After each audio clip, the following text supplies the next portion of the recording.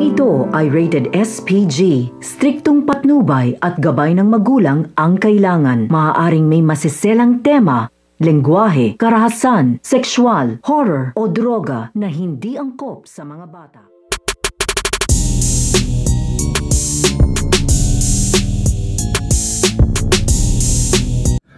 Ang unang pagkikita nito nga ni Carlo Dalisay at ito nga si Aurora dahil sa pagsugod nga ng Talpos Aguila dito nga sa bahay nito nga ni Armando at ni Lolita ay sumama nga dito ito nga si Presidente Oscar at ito nga si Aurora. At dahil sa pagsama nga nito nga ni Aurora ay dito na nga na maunang makikita ito nga si Carlo Dalisay dahil pagkatapos nga makipaglaban ito nga ni Carlo Dalisay dito nga sa Black Ops at napabaksak na nga niya ito nga si Albert ay agad-agad nga din itong magtutungo dito nga sa bahay nito nga ni Armando dahil walang kamalay-malay ito nga si Carlo Dalisay na wala na nga dito ito nga Talpos Aguila at hindi na nga pagkakatiwalaan ito nga si Armando.